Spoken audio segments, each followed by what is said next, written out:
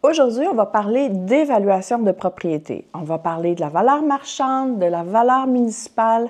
On va tout démystifier ça pour savoir combien on peut vendre notre maison.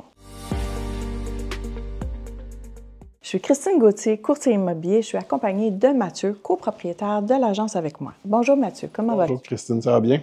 Oui, j'ai tellement hâte de parler de ce sujet-là. C'est, je pense, la chose la plus importante que tout le monde me discute, me pose des questions. C'est quoi? Combien je peux vendre par rapport à l'évaluation municipale? Démystifie-nous l'évaluation municipale pour commencer. L'évaluation municipale, c'est une évaluation qui sert à la ville pour taxer les gens. Donc, son rôle principal, c'est d'établir une valeur moyenne pour l'ensemble des propriétés avec des méthodes similaires. Donc, il y a un montant qui va être attribué au terrain, au bâtiment. Il va y avoir un montant qui est généralement le même dans les quartiers pour le terrain, donc au pied carré. Tout ça. Puis l'idée, c'est de dire, bien, voici combien qu'on va vous taxer par rapport à la valeur que la ville donne sur votre propriété. Mais ce prix-là n'est pas changé à chaque semaine, à chaque mois, c'est aux 3 ans. Donc, c'est vraiment juste pour unifier le marché puis pour récolter des taxes sur une base similaire pour tout le monde. Puis c'est un rôle triennal. C'est un rôle triennal, oui. Donc, aux 3 ans et... Ils vont faire des ajustements. D'accord. Puis, pourquoi que la valeur municipale ne détermine pas la valeur de la propriété? Comment ça fonctionne? Il y a plusieurs choses. Un, bien, il y a le facteur temps. Donc, c'est sûr que comme c'est aux 3 ans, selon le marché, ça va bouger. Il y a aussi que c'est une moyenne. Donc, si on prend un grand bassin de propriétés, puis ça ne veut pas dire qu'ils sont tous pareils. L'autre chose aussi, ça ne veut pas dire que la ville voit tous les travaux. Donc, il y a des gens qui vont faire des travaux sans permis. Il y en a d'autres qui ne vont pas mettre les bons montants dans les permis, etc. Donc, ça a une importance aussi parce que la propriété n'est pas réévaluée. Il y a des facteurs aussi que le marché immobilier, les acheteurs vont payer plus ou moins. Je vous donne un exemple d'un terrain. Vous avez deux propriétés similaires, puis un terrain de 5000 pieds, puis l'autre 5500 pieds carrés. Tout dépendant comment que la maison est positionnée, tout ça, sur le marché, ça n'aura peut-être pas d'impact. Les deux propriétés vont se vendre au même prix, mais celle qui a le plus grand terrain va avoir une valeur municipale plus chère. OK. Parlant de permis, je trouve ça intéressant parce qu'on le voit, nous, quand on sort le GLR, on voit qui a demandé quel permis puis combien qui ont dévoilé à la ville combien ça coûtait. Alors, pas tout est secret, hein? On est capable d'aller chercher cette information-là. Effectivement, pour les gens, le terme GLR, c'est quand tu fais tes évaluations, tu vas chercher les données sur la propriété, puis on a accès aux demandes de permis qui ont été faites avec les prix déclarés. Donc, on peut savoir ce qui a été demandé ou pas. Oui.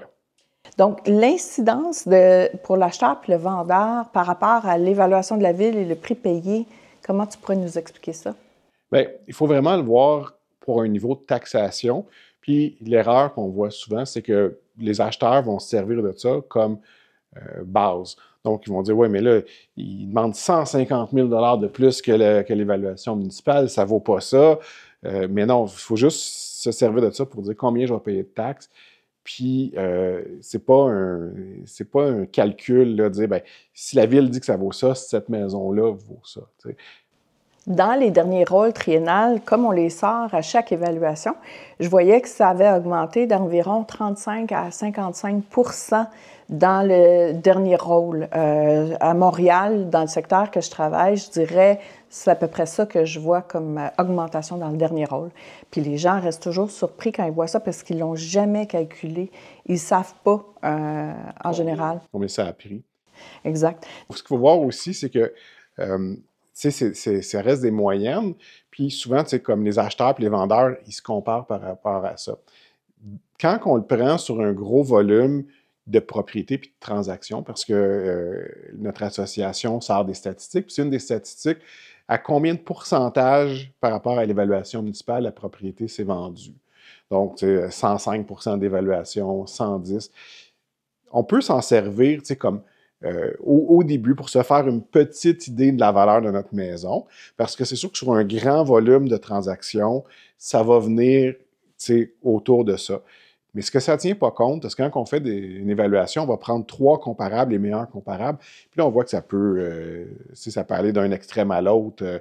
Fait que c'est vraiment, oui, sur un grand volume de transactions, ça va venir autour de ça, mais ça ne tient pas compte de tout ce qui est toutes les particularités, les travaux, les rénovations de votre maison. Donc, si vous voyez que dans votre marché, les propriétés se vendent à 110 d'évaluation municipale, bien, arrêtez-vous pas à ça. Ça pourrait être que votre propriété vaut 130 d'évaluation municipale ou que ça pourrait être qu'elle en vaut 90 aussi. Oui, c'est toujours dans qu'est-ce qui a été rénové dans la maison et l'offre et la demande, parce que j'en vois deux maisons identiques, une toute rénovée, l'autre pas du tout, puis ils ont le même rôle d'évaluation, mais ils ont des comptoirs en quartz, ils ont changé la cuisine, la salle de bain, toutes les fenêtres, etc., puis ils ont mis un 300 000 dedans, sauf que ils n'ont pas demandé de permis non plus.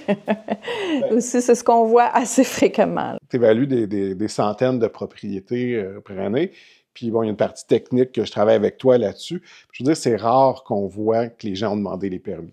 Explique-nous, s'il te plaît, comment l'offre et la demande vont influencer la valeur de la propriété. En fait, le marché immobilier n'est pas différent de tout autre marché. Puis c'est dans le fond, la base de l'économie, c'est l'offre et la demande.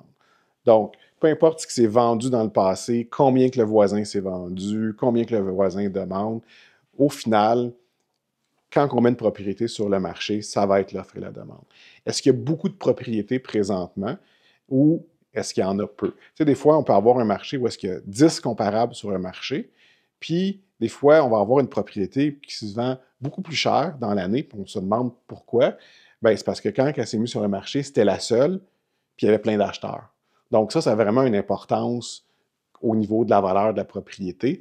Une importance qui, des fois, va être temporelle. Donc, pendant un mois ou deux, on va avoir un pic ou un creux parce que, justement, il y a plus d'acheteurs, moins de vendeurs, etc. Donc, c'est vraiment important de regarder parce que souvent, tu sais, les évaluations, puis quand on calcule la valeur marchande ou un évaluateur le fait, on regarde en arrière. Et c'est important de regarder ce qui se passe présentement puis de regarder en avant aussi. Exactement, parce que des fois, on prend des comparables, ça fait déjà 6 mois, 1 an, mais le marché a bougé déjà depuis ce temps-là. Fait qu'il faut en tenir compte, puis que dans l'avenir, les acheteurs arrivent, puis les taux d'intérêt ont baissé, puis là, souvent, ils vont payer plus cher que les derniers vendus. Souvent, c'est là qu'on voit la progression. C'est ça, où il y a moins de maisons aussi similaires, ou des fois, il y en a juste plus aussi, ça peut avoir une importance. On va vers le bas à ce moment-là, évidemment aussi. Ouais. Puis, on voit aussi des fois une maison dans un secteur qui s'est vendue très, très, très, très cher, parce que quelqu'un la voulait vraiment. Des fois aussi, les gens ne vont pas chercher de prêt. Dans ce temps-là, quand ils la payent comptant, il n'y a pas d'évaluateur qui a passé dessus, puis ils ont juste dit « Ah, je l'aime, puis je paye le prix », puis on dit dans ce temps-là, le vendeur, il y a eu le jackpot. Ouais. Mais c'est des exceptions, là, ceux-là, quand même. Parle-nous un peu de la localisation. C'est quoi comme importance dans l'évaluation? Est-ce que si je suis à côté d'une école primaire qui est super populaire versus je suis sur le bord d'un boulevard, mais on a la même maison, le même terrain, comment ça fonctionne? Bien, c'est d'avoir l'importance pour la personne qui va évaluer la propriété, c'est l'importance, effectivement, d'où est-ce que la propriété est située. Parce que tu peux prendre, bon, souvent, on va le faire par code postaux, par secteur, par ville, etc., arrondissement, mais les marchés peuvent être très différents d'une rue à l'autre. Donc, des fois, tu peux être sur la rue 1, la maison vaut 500 000, 3 rues plus loin, elle en vaut 400, ou vice-versa, parce qu'il va y avoir justement les services, les écoles, est-ce que des fois il va y avoir un boulevard qui coupe, les commerces sont plus proches, un paquet de facteurs comme ça qui influencent. Donc la localisation a vraiment une importance majeure. Puis des fois, j'ai déjà vu puis tu as vu des rapports d'évaluateurs qui font un très bon job, très technique, tout ça, mais qui n'ont pas nécessairement la connaissance du marché. Puis là, ils vont prendre un rayon, exemple, d'1 kilomètre. 1 kilomètre, là, ça peut faire un monde de différence. Tu peux même changer d'arrondissement là, dans un kilomètre où tu vas croiser un boulevard, puis le quartier est moins fréquentable que de l'autre. Donc, ça a vraiment une importance, la localisation. C'est ce qu'on voit malheureusement quand les gens nous amènent des évaluations de professionnels. Comme tu dis, le niveau technique est super bon. Par contre, ce n'est pas nécessairement la réalité. Donc, ils disent que c'est plus ou moins 5 %. Ils n'expliquent pas leur rapport, ils ne montrent pas leur comparables. Bien, on reçoit les comparables, mais les vendeurs ne comprennent pas leur rapport. Puis nous, quand on fait une évaluation, on va vraiment expliquer pourquoi j'ai pris ce comparable-là, parce qu'il est vraiment dans le même district, la même école, même côté de rue, etc. Ça fait toute la différence quand c'est un courtier immobilier qui fait une évaluation une bonne évaluation. Qui connaît bien le quartier. Oui, c'est ça. Et qui est capable de bien donner des valeurs sur, bien, je suis avec telle école, donc je vaux 50 000 de plus que l'autre rue d'à côté, puis que mon derrière de maison donne sur un boulevard, etc. Là, ça fait vraiment un gros impact. Oui. Peux-tu nous expliquer qu'est-ce que les taux d'intérêt et le contexte économique ont sur la valeur de la propriété? En fait, on va sur l'offre et la demande. Donc, plus que les taux d'intérêt sont bas, plus que généralement d'offres d'acheteurs, donc d'acheteurs qui cherchent. Surtout si on va dans les plex, les plex où est-ce qu'on va acheter plus pour un investissement, bien, c'est sûr que le taux d'intérêt, plus que le taux d'intérêt monte, plus que la valeur des propriétés descend, plus que le taux d'intérêt baisse, plus que les propriétés montent, parce que c'est inversement proportionnel, puis ça nous permet d'acheter plus cher, d'avoir une meilleure rentabilité quand on parle des propriétés à revenus, par exemple. Au niveau du contexte économique aussi, si le contexte est super fort, ça va avoir un impact sur la valeur des propriétés. Si on tombe en récession, bien, généralement, les propriétés vont stabiliser ou perdre un peu de valeur.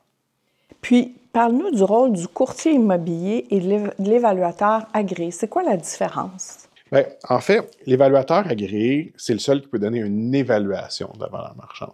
Donc, le terme évaluation va avec l'évaluateur agréé. Le courtier immobilier va donner une estimation, il va faire une analyse comparative. Donc, le rôle de chacun est un peu différent. Le rôle du courtier est important quand on met sur le marché parce qu'il va regarder le passé, comme l'évaluateur fait, mais il va regarder aussi l'avenir, puis le marché actuel.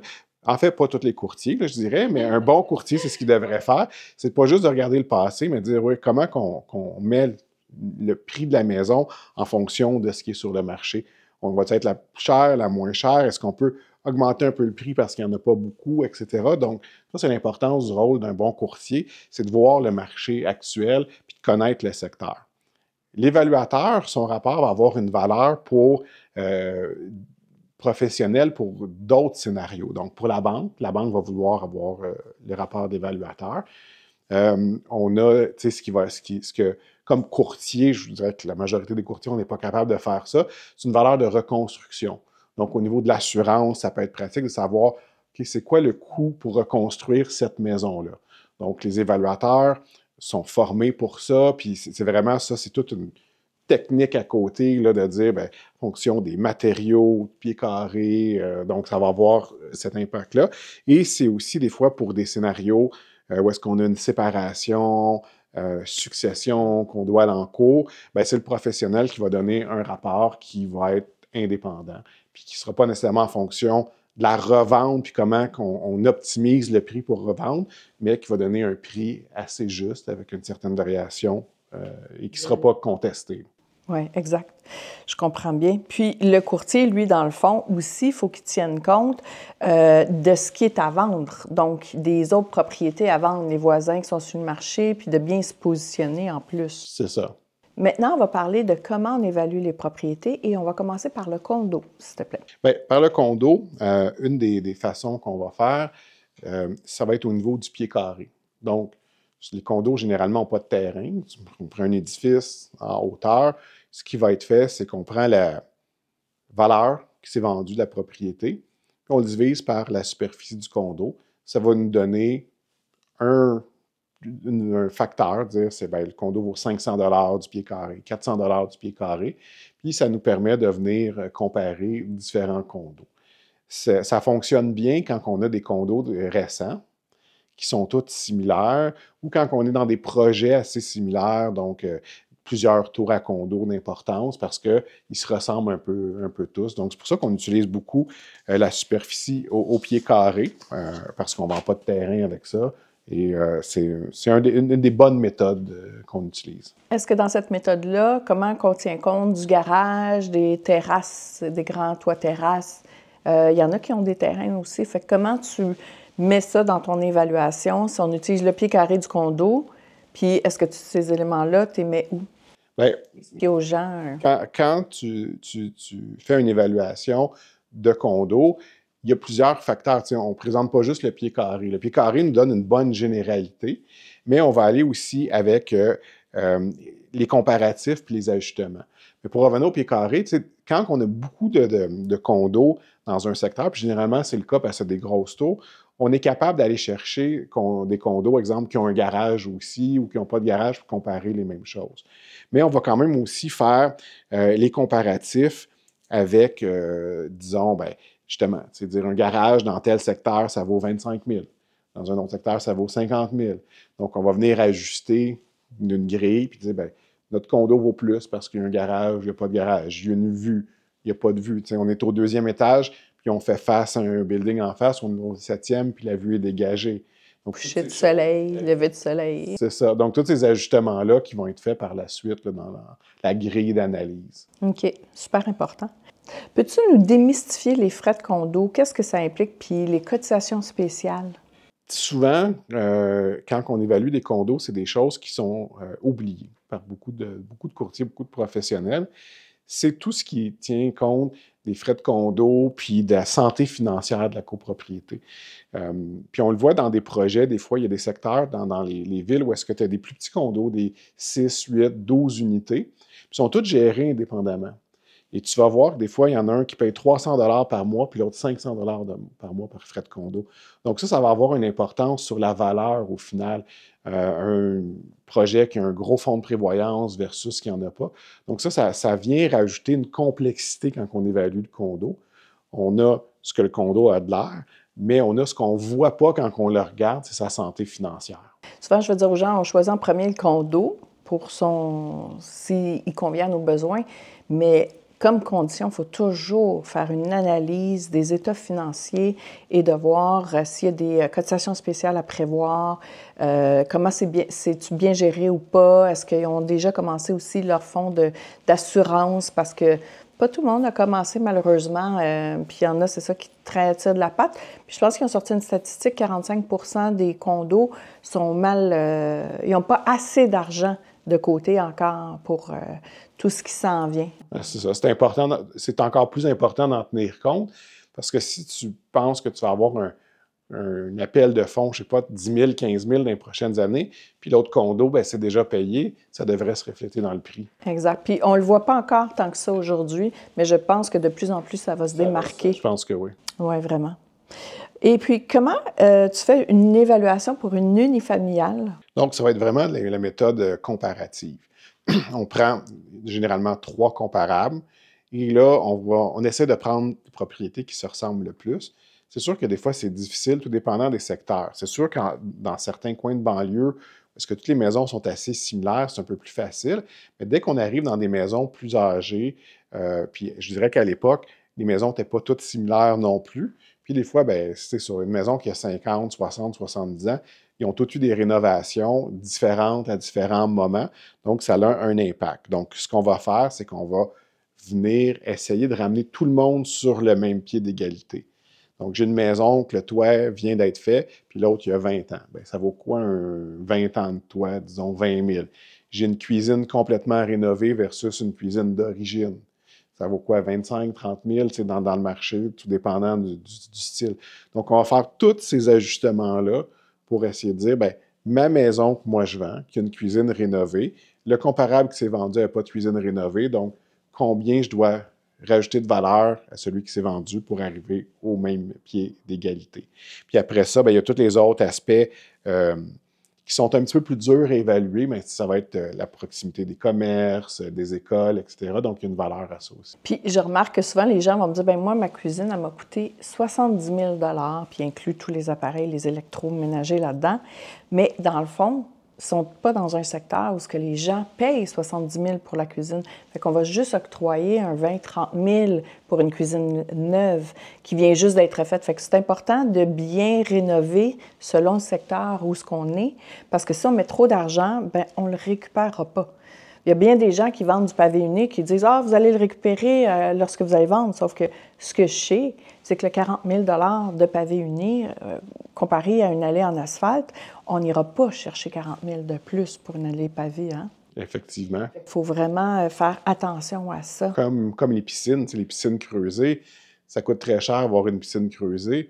Mais c'est pas tous les acheteurs qui en veulent, puis ils vont pas, personne ne va donner la pleine valeur d'une piscine creusée neuve, là. Exactement. Fait qu'il faut amortir sur plusieurs années aussi ces rénovations, puis penser de l'utiliser pour le faire.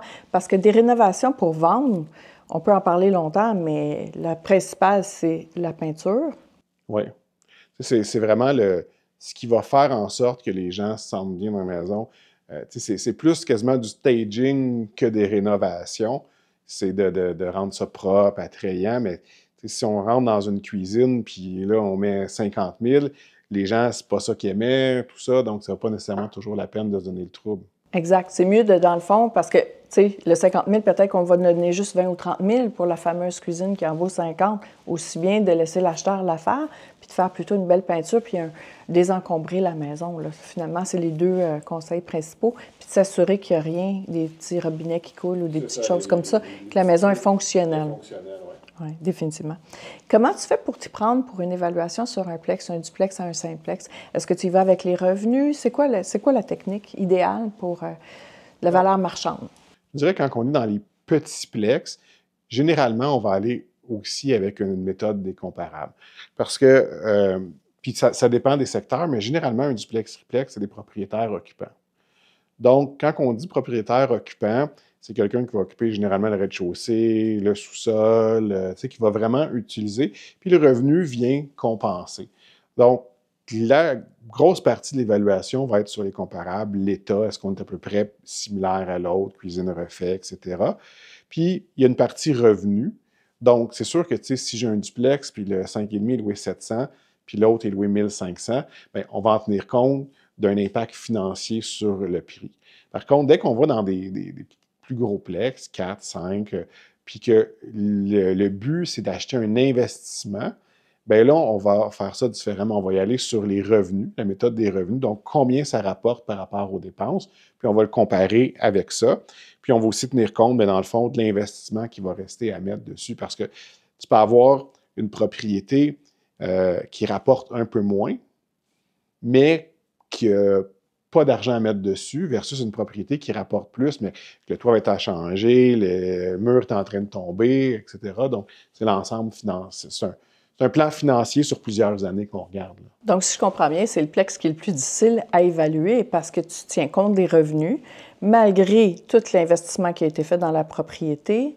Donc, c'est plusieurs choses à regarder. Oui, c'est plus... Quand on parle d'une propriété à revenu pour un investissement, c'est plus comme quasiment analyser une entreprise, c'est-à-dire ça va être quoi mes revenus, mon espérance de revenus sur une longue période, pas juste aujourd'hui, pas juste comparer ce que j'ai dans mes poches aujourd'hui, il faut le regarder sur le plus long terme. En résumé, peux-tu nous nommer tous les facteurs communs pour les styles différents d'évaluation? Ouais, pour toutes les propriétés, ça va être l'état de la propriété. Donc, c'est sûr que le toit, est-ce qu'il est à changer, est-ce qu'il y a des travaux à faire. Donc, l'état de la propriété a un impact pour chacun des types de propriétés. Il va y avoir tout ce qui est coût de la propriété. Donc, combien ça coûte à chauffer, est-ce que elle est bien isolé, pas isolé. Pour les condos, est-ce que le fonds de prévoyance il est à jour, donc l'aspect financier. Puis, il va y avoir aussi l'aspect du quartier, de la demande. Est-ce que la demande est là pour ce type de propriété-là dans le quartier? Puis toute la tendance du marché aussi a une influence là, globale sur le prix des propriétés. Aurais-tu des conseils spéciaux pour nos vendeurs par rapport à l'évaluation marchande de leur propriété ou qu'est-ce qu'ils devraient faire?